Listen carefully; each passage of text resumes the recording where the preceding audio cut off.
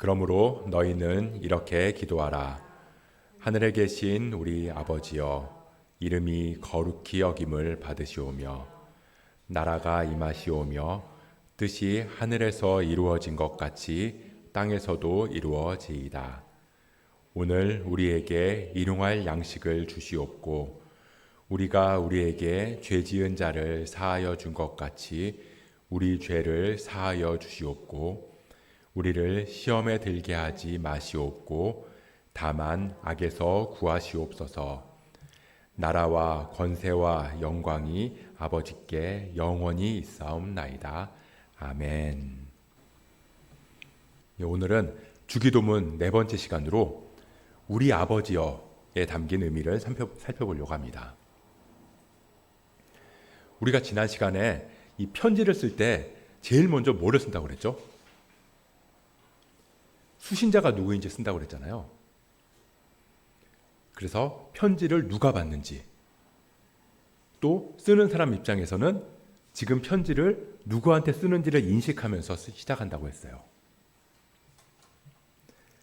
그래서 이 주기도문, 주님이 가르쳐 주신 기도를 하늘에 계신 우리 아버지여 라고 부르면서 시작한다는 건 우리 기도를 들으시는 분이 누구인지, 그리고 우리가 기도를 드리는 대상이 누구인지를 정확히 인지하는 것부터 시작해야 된다고, 그게 가장 중요하다고 말씀을 나눴습니다.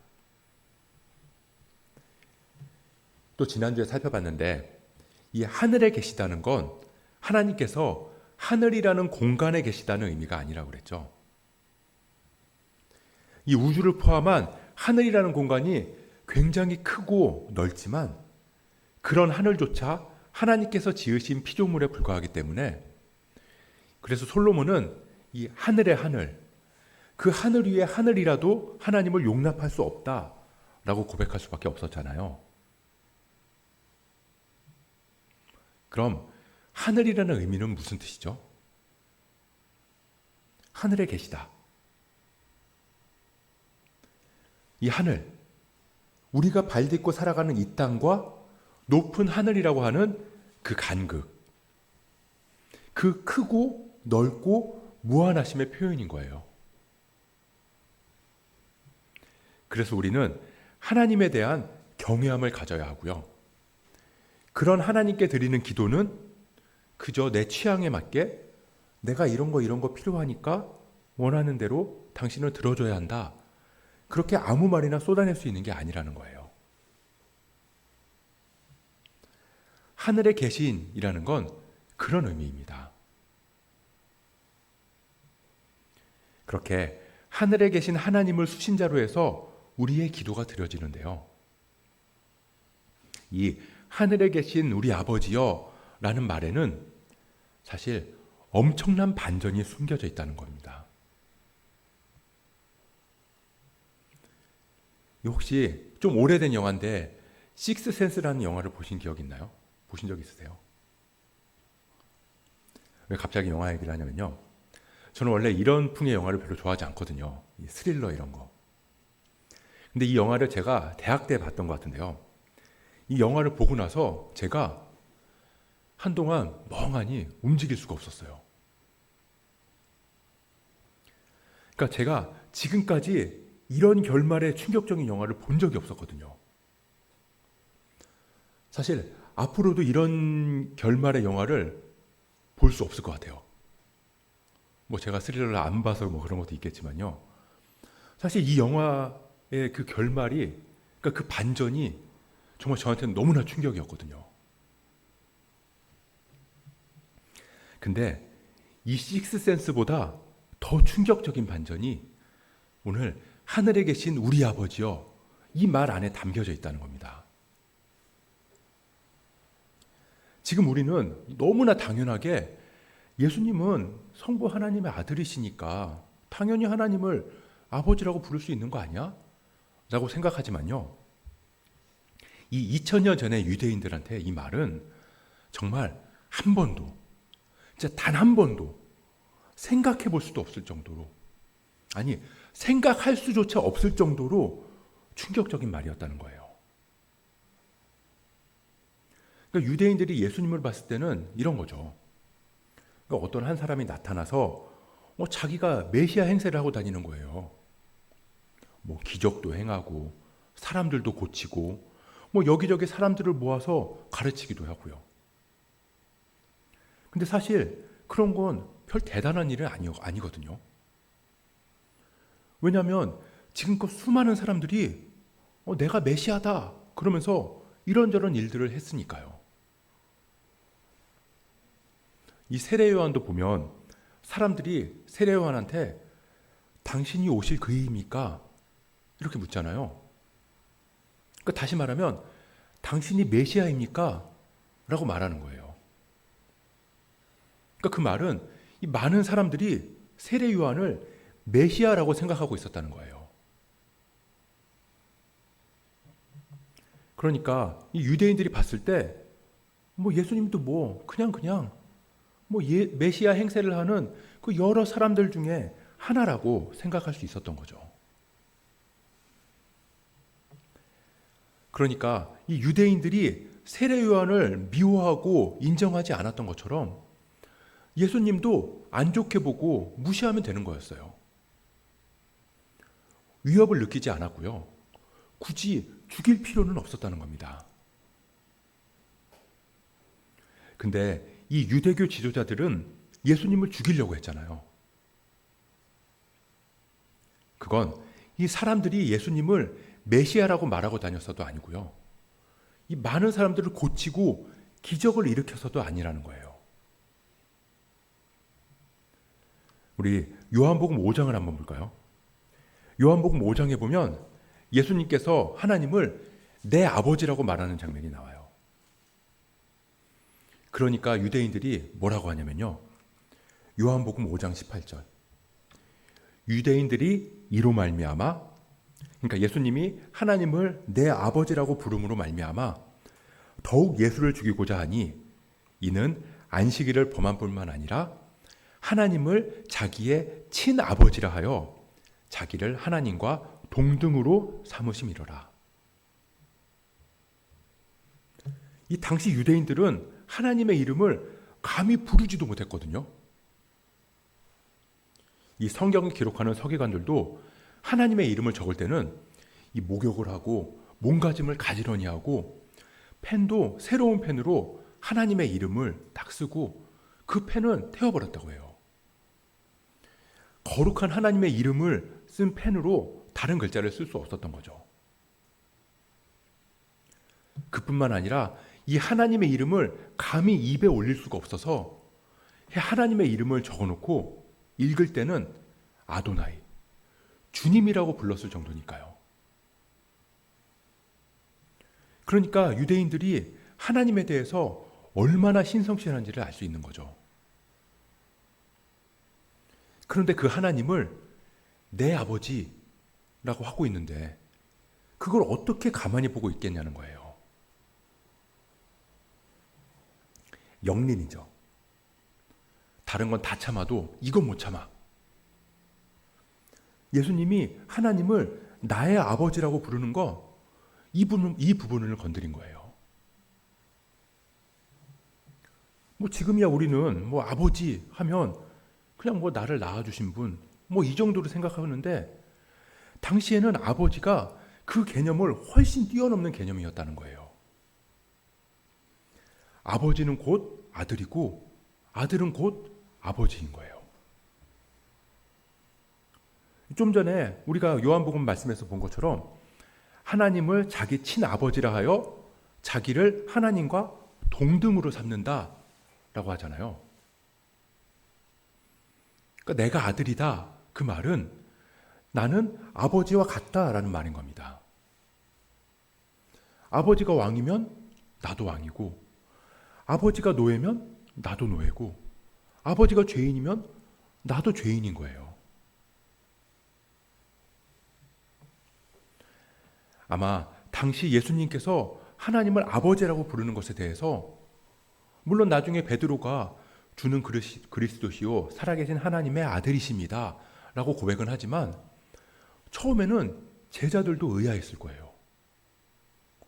제자들도 다 유대인들이니까요. 아니, 어떻게 하나님을 아버지라고 할 수 있지? 이 사람 도대체 누구지? 근데 예수님은 늘 하나님을 아버지라고 부르셨거든요. 한 번 빼고요. 단 한 번 빼고는 예수님은 항상 하나님을 아버지라고 부르셨다고요. 뭐 예수님은 그럴 수 있다고 쳐요.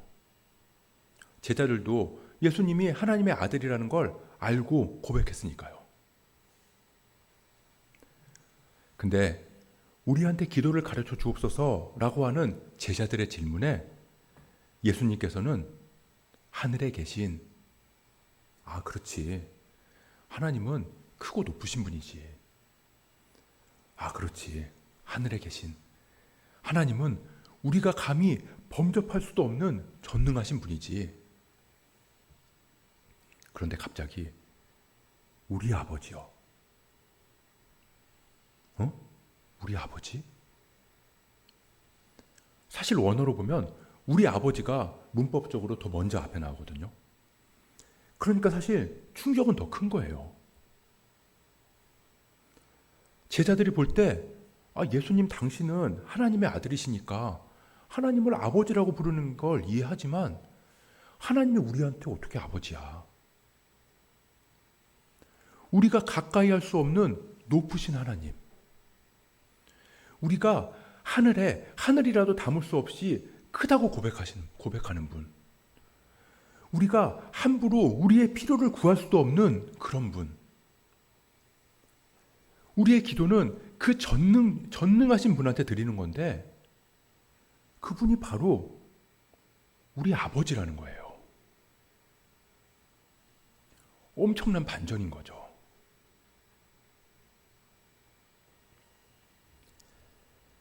재벌의 회장님이 있어요. 우리가 만날 수도 없고 이야기할 수도 없고 근처에 갈 수도 없는 그 회장님. 알고 보니 그 회장님이 우리 아버지래요. 엄청난 반전이죠.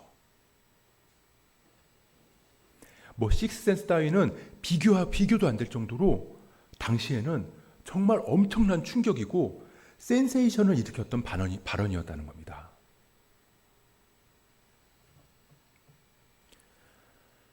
그럼 우리는 생각해 볼 수 있어요. 왜 예수님은 제자들한테 하나님을 아버지라고 부르게 하셨을까?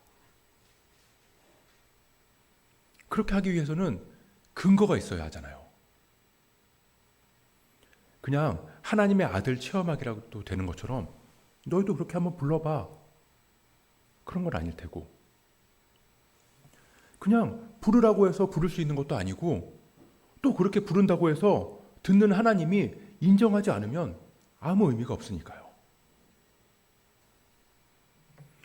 뭐 예를 들어서 제가 밖에 나갔는데 어떤 어린 꼬마아이가 저한테 오는 거예요. 그러면서 그 아이가 저한테 다가와서 아빠! 그러는 거죠. 그럼 제가 뭐라고 할까요? 응? 내가 왜 네 아빠니? 그 말이 제일 먼저 나올 거예요. 내가 너를 양자 삼은 것도 아니고 내가 너를 낳은 것도 아닌데 근데 그 아이가 저를 아빠라고 부를 근거도 제가 그 아이를 자녀로 대할 명분이 없다는 거예요.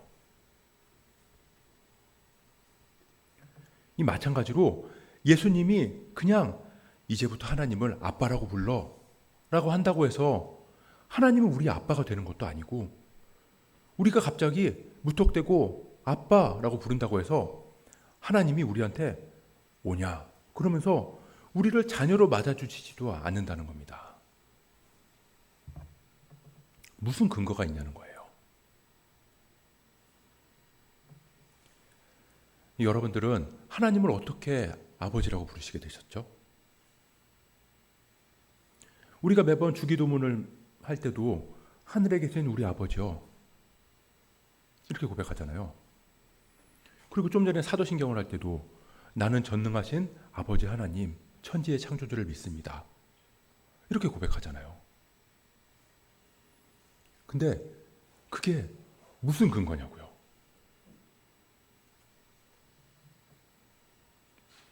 하나님은 원래 우리 아버지가 아니에요. 하나님은 창조주시고 우리는 피조물일 뿐이라고요. 그러니까 애당초 우리는 하나님을 아버지라고 부를 수 있는 존재가 아니라는 겁니다. 그럼 하나님이 천사들한테는 아버지라고 부르라고 한 적이 있으실까요? 히브리서 1장 5절을 보면요, 이렇게 말씀하세요. 하나님께서 어느 때에 천사 중에 누구에게 너는 내 아들이라 오늘 내가 너를 낳았다 하셨으며 또다시 나는 그에게 아버지가 되고 그는 내게 아들이 되리라 하셨느냐. 천사한테도 아버지라고 부르라고 한 적이 없다는 거예요. 천사가 우리보다 못한 존재라서 그런가요? 아니죠. 오히려 우리가 천사보다 못한 존재예요. 심지어 우리는 죄인이니까요. 하나님께서는 천사한테 내가 언제 너희한테 아버지가 되게 한 적이, 아버지라고 부르라고 한 적이 있느냐? 그렇게 하셨잖아요. 근데 우리가 뭔데? 그저 한낱 피조물에 불과한 죄로 똘똘 뭉친 우리가 뭐라고 하나님을 감히 아버지라고 부를 수 있냐는 거예요. 제가 잘은 모르지만 세상에 어느 종교가 자기 신을 아버지라고 부르는 종교가 있나요? 유일신을 믿는 종교 중에서 신을 아버지라고 부르는 종교는 제가 아는 선에서는 없어요. 그럼에도 우리가 하나님을 아버지라고 부를 수 있는 근거는 과연 뭔가? 그 근거는 갈라디아서 4장 4절부터 6절입니다. 우리 같이 한번 읽어볼까요? 시작. 때가 참에 하나님이 그 아들을 보내사 여자에게서 나게 하시고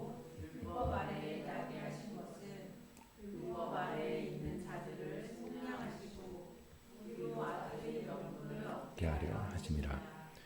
너희가 아들임으로 하나님이 그 아들의 영을 우리 마음 가운데 보내사 아빠 아버지라 부르게 하셨느니라. 율법 아래 있는 자들을 속량하시고 우리로 아들의 명분을 얻게 하려 하심이라. 근데 여기에는 우리가 하나님을 아버지라고 부르는 반전보다 더 큰 반전이 담겨 있습니다. 그게 뭐냐면요, 하늘에 계신 그 크고 높으신 분이 사람이 되셨다는 거예요. 근데 그 이유가 충격적인데요. 그 이유가 뭐냐면 하나님을 아버지라고 부를 수 있는 그 유일한 한 분이 사람이 되셔서 사람들을 그 안에서 연합하게 하시고, 그래서 우리가 하나님을 아버지라고 부르게 하셨다는 거예요. 하나님을 아버지라고 부를 수 있기는커녕 죄로 인해서 죽을 수밖에 없는 우리, 그런 우리의 죄를 대신 짊어지셨다고요. 왜냐하면 우리가 하나님을 아버지라고 부르게 하시기 위해서요.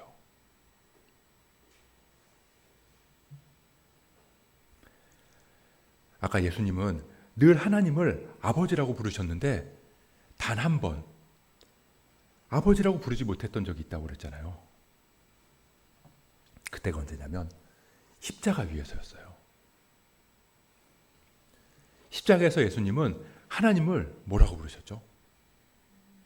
나의 하나님, 나의 하나님? 아니죠. 나의 하나님이죠. 나의 하나님, 나의 하나님, 어찌하여 나를 버리셨나이까? 하나님을 아버지라고 부를 수 있는 단 한 분이 마땅히 우리가 순종해야 할 순종의 삶을 대신 사시고, 마땅히 우리가 짊어져야 할 저주를 대신 짊어지시고, 마땅히 우리가 그 죄로 인해서 져야 할 그 십자가에 대신 달리셔서 우리가 부르짖어야 할 나의 하나님, 나의 하나님, 어찌하여 나를 버리셨나이까? 라고 하는 그 절규를 대신하심으로 감히 하나님을 아버지라고 부를 수 없는 우리가 당당하게 하나님을 아버지라고 부를 수 있게 해주셨다는 겁니다. 다시 말해서 예수님은 우리가 하나님을 아버지라고 부르게 하시기 위해서 당신이 십자가에서 하나님을 아버지라고 부르지 못했던 거예요. 그럼으로써 우리가 하나님을 아버지라고 부를 수 있게 됐다는 겁니다. 그게 우리가 하나님을 아버지라고 부를 수 있는 근거예요. 그래서 우리가 기도할 때 예수님의 이름으로 기도하는 겁니다. 지난번에 얘기했지만 이방인들의 기도, 그들은 말을 많이 하여야 들으실 줄 생각하느니라. 내가 기도 많이 하고 내가 기도 오래 하고 기도의 공로를 그렇게 쌓았으니까 기도를 들어달라고 하는 거, 그거 아니라는 거예요. 뭐 예를 들어서 제가 미국 대통령을 만나러 미국에 갔다고 해볼게요. 영어도 못하는데 미국을 갔어요. 그리고 백악관을 찾아간 거죠. 그리고는 제가 그 앞에서 이 안 되는 영어로 제가 필요한 걸 해달라고 막 이야기하는 거예요. 그럼 미국 대통령이 들어줄까요? 안 들어주겠죠. 그래서 제가 100번, 1000번, 10,000번 이야기해요. 그럼 제 노력이 가상하다고 해서 대통령이 저를 만나서 제 말을 들어줄까요? 들어주기는커녕 그 자리에서 쫓겨나거나 아니면 잡혀서 감옥에 갈지도 몰라요. 근데 제가 그냥 간 게 아니라 대한민국 특사로 왔다면요. 그럼 미국 대통령이 제 이야기를 안 들어줄까요? 뭐 요구에 응답하고 안 하고는 나중 문제지만 제가 하는 이야기를 다 들어줄 거라는 거예요. 국빈으로 대접하면서 제 말을 경청할 거라고요. 왜냐하면 제가 하는 말은 이 장동훈이라고 하는 저 개인이 하는 말이 아니라 대한민국의 대통령의 이름으로 하는 말이기 때문이에요. 그 사람은 특사로 온 저의 신원을 줘야 하지 않을 거고요. 범죄 사실이 있는지 없는지 궁금해하지도 않을 거고요. 세금 체납 여부 같은 거는 관심도 없을 거예요.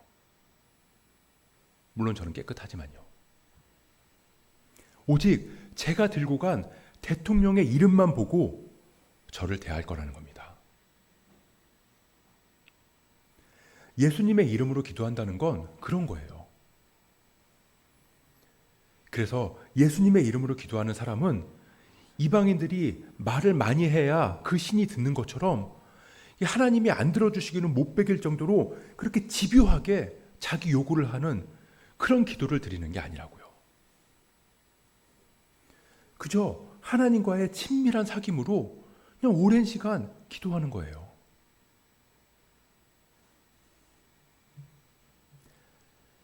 근데 주기도문에는 예수님의 이름으로 기도하는 그런 게 없잖아요. 하지만 우리 아버지여 라고 하는 이 말 안에 우리가 예수님의 이름으로 기도한다는 그 의미가 다 담겨 있다는 거예요. 왜냐하면 우리는 그리스도를 힘입지 않고서는 하나님을 아버지라고 부를 수 없거든요. 그리스도가 아니고서는 하나님을 아버지라고 부를 수 있는 근거가 전혀 없다고요.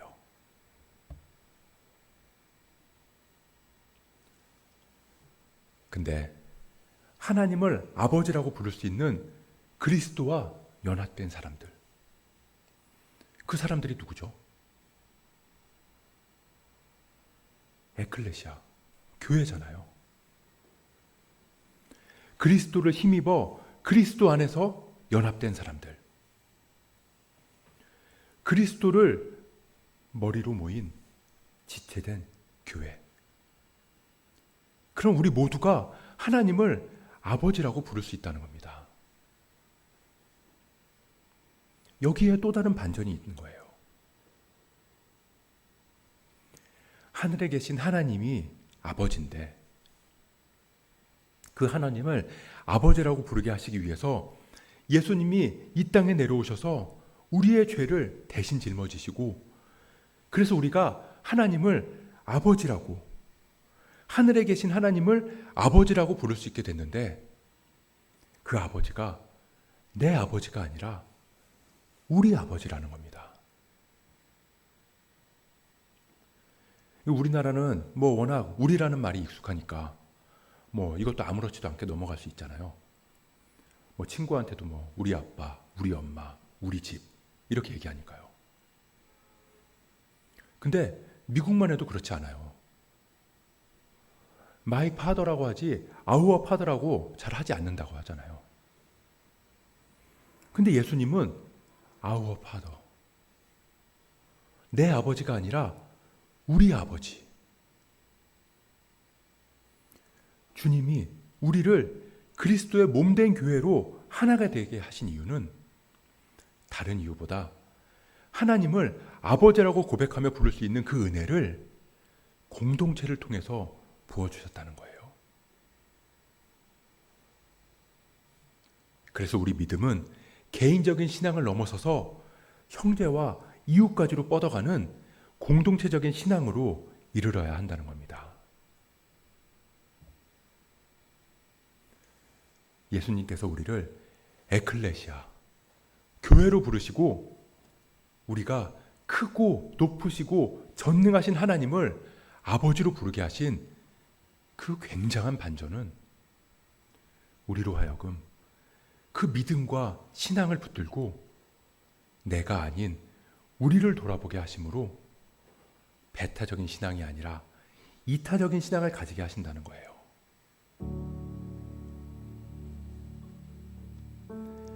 하늘에 계신 우리 아버지요.